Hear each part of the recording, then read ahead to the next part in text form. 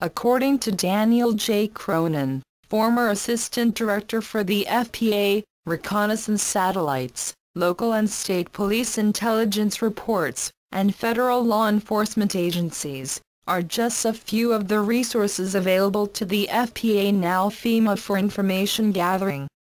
We try to monitor situations and get to them before they become emergencies, Cronin said. No expenses spared in the monitoring program.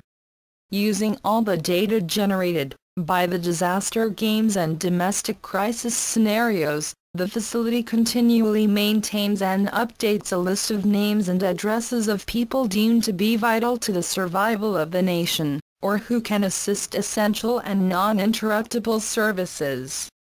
In the 1976 article, the survivors list contains 6,500 names, but even that was deemed to be low. Technological advances since then, coupled with the passing of the Patriot Act after 9.11, have now led to speculation that the survivors list contains over 130,000 names. At the same time, tens of millions of dollars were being spent on maintaining and upgrading the complex, to protect several hundred designated officials in the event of disaster. The U.S. government drastically reduced its emphasis on war preparedness for U.S. citizens. A 1989 FEMA brochure entitled "Are You Prepared?" suggests that citizens construct makeshift fallout shelters using used furniture, books, and other common household items. After 9.11, we were told to stock up on duct tape too. Officially, Mount Weather, and its budget, does not exist. FEMA refuses to answer inquiries about the facility. As FEMA spokesman Bob Blair told Time magazine, "I'll be glad to tell you all about it, but I'd have to kill you afterward." We don't know how much Mount Weather has cost over the years, but of course, American taxpayers bear this burden as well. A Christian Science Monitor article entitled "Study Reveals U.S. Has Spent $4 Trillion on Nukes Since 1945" reports that the government devoted at least $12 billion to civil defense projects, to protect the population from nuclear attack.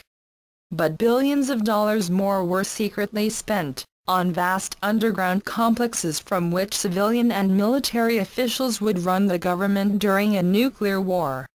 Mount Weather contains an unelected, parallel government in waiting ready to take control of the United States, upon word from the president or his successor. The facility also contains a massive database of information on U.S. citizens, which is operated with no safeguards or accountability. Ostensibly, this expensive hub of America's network of subterranean bases was designed to preserve our form of government during a nuclear holocaust, or other such cataclysmic event. But Mount Weather is not simply a Cold War holdover. Information on command and control strategies during national emergencies has largely been withheld from the American public.